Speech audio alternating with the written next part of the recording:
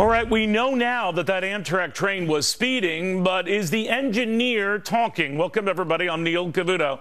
7 people now confirmed dead, more than 200 injured after that Amtrak derailment.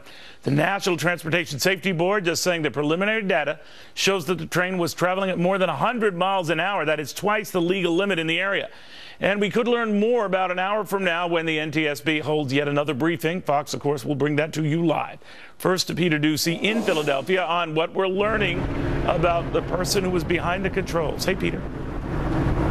Hi, Neil. Standing here, it's hard to imagine a train traveling 107 miles per hour past so many crowded streets and businesses and homes, but we are told that train 188 was rocketing around a curved track here more than twice as fast as it should have been, because the speed limit here is 50 miles per hour. Train 188 traveling in triple digits. And there's more. The engineer at the controls when 188 derailed declined to give investigators a statement today, so we don't know if this person has a lead foot or if something was mechanically wrong with the train. That's insight we may get once officials in Delaware finish reviewing data recorders and cameras that were on board. Those metrics will be included in an investigation that has already revealed, according to Reuters, a technology called positive train control that prevents problems like this automatically was not in use.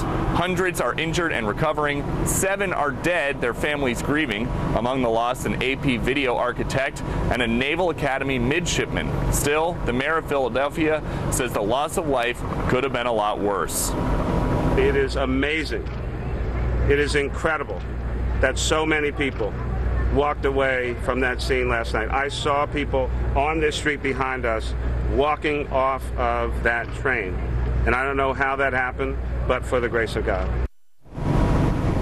And we're still a ways away from knowing exactly how many people may have died or may be missing, because a manifest of passengers provided by Amtrak has not been syncing up exactly with names that investigators and rescue workers have been gathering. So the search at this hour, Neil, still on.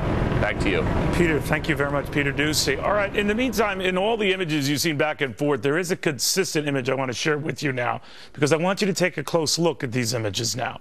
I want you to notice who was the first to respond to this deadly train derailment. Police officers, all of them, rushing in to save lives. Now, giving a second thought about their own.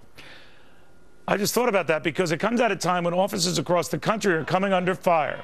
So is it time we step back and think about that? To former NYPD police officer Dan Bongino, former D.C. police detective Dwayne Stanton, and former Yonkers, New York police chief Ed Hartnett. Ed, we forget that. First into the danger spots. It seems like we forget it, Neil, and especially lately with all the police bashing going on. It's a reminder, too, that in 1963, President Kennedy made this Police Week. This is Police Week. A lot of cops are going to D.C. to the Police Memorial. And I wonder if somebody like Al Sharpton even knows that it's Police Week this week. Well, we do know that the reputation of police is weak. That's what you get from a lot of young people who, because of Reverend Sharpton or others, have bad-mouthed police to the point that some of them, I guess, Dwayne, are afraid to even be seen on the streets now. Or it's got to be bumming them out. And yet, in an instant like this, they don't waste a nanosecond to come to people's help. I agree, Neil. Yeah, I've been in this business nearly 40 years now. And the 2 things that have been constant and consistent throughout my career is, number 1, the gratification that you receive as a police officer going out and being able to help and to assist and bring closure. Number 2 is very few people appreciate your service. That is sad. But, you know, Dan, I know even you've mentioned, sure, there are bad cops everywhere, just like there are bad people in every industry. But that attention to the bad gets disproportionate attention, you said at the time. And I'm wondering, this kind of thing gets no attention at the time. No, it didn't take police to come forward and tell us, hey, look at us, we're at the scene of a disaster and we're doing our best. We pulled this video, we noticed this, we brought it to folks' attention along with firemen who risk all. But does it ever, as a former cop yourself and a Secret Service agent, does it ever bother you that, not so much you don't get the credit, but that you will oftentimes get a disproportionate amount of the blame? Yeah, absolutely, Neil. Nobody wants the credit. They really don't. I don't know any of the cops or agents I work with that were looking for a pat on the back from anyone but they're certainly not looking for a kick in the chops either. I mean, it seems now, Neil, sadly, that the default position now, due to all these phonies out there bad-mouthing the cops all the time, that the cops are always wrong, no matter what they do. Now think about this, Neil. Put this in context like you would anything else. You have cops out there, like when I was in the 7-5 precinct in East New York, Brooklyn, answering 20 to 30 radio runs a night, calls for service, seeing people, Neil, at their absolute worst. People missing, kids who've been the subject of robberies, burglaries, had their cars stolen, dealing with this every night. And your default position is going to be that the cops are always doing something wrong all the time. It's grossly unfair, really unfair. You know, and when you look at this, and I know cops don't ever pull back when it comes to help, they're there, but it must affect when they're chasing crime or going at that they could get sued or worse, put behind bars themselves for treatment. Does it give some of your buddies and former guys and friends pause? I mean, it comes to mind, I think, but most cops do what they have to do. Like this crash scene, for example, there's all kinds of emergency plans in place, but before those plans kick in, those cops go there, those firemen go there, those EMT people just go there, and they just jump in and they save people's lives. And then the plans kick in. But initially, it's cops in radio cars on foot that just run to a scene like this, just like 9/11. You know, Dwayne, I was thinking of that and thinking of guys like you, and I'm thinking that maybe something in a tragic sense helps with an awful event like this, because people are reminded, you know, these guys are right. You know, sometimes we pile on too much and we forget the good stuff they did. What do you think? You know, Neil, we can only hope that that's the case. You know, police officers and people in law enforcement, when they wake up in the morning, they go about their duties, they go out to help people. They go out to assist people. They don't go out to wreak havoc. And a lot of times people in the public think that's what we're trying to do, and that's not the case at all.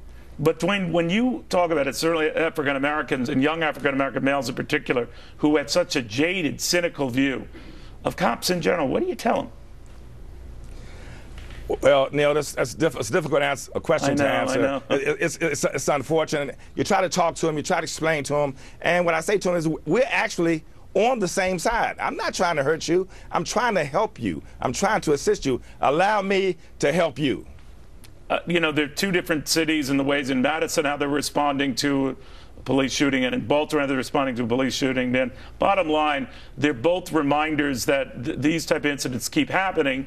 Sadly, so do train crashes and other horrific events.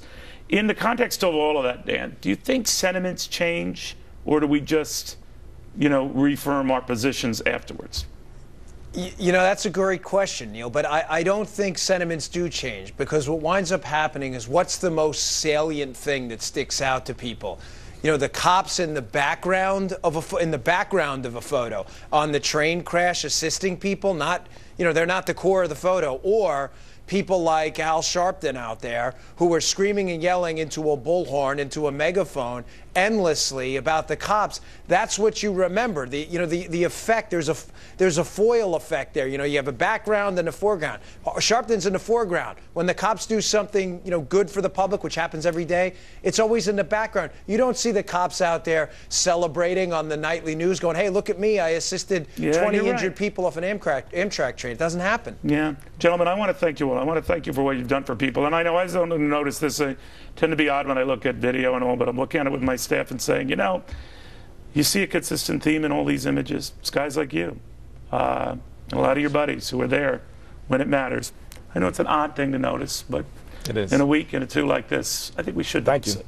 Thank you, Neil. Thanks, Neil. Thank you, guys. In the meantime, if indeed speed was a factor in this tragedy, what does this mean for all of these states that want to build high-speed rails? Is this bad for them? Could this be a chance to reassess this whole technology? To say nothing of the big capital infrastructure push. It comes at a weird time. More on that tonight, 8 p.m. on the Fox Business Network. In the meantime, look who is back, taunting our ships. I want you to meet the security expert who wonders why we keep taking this ship.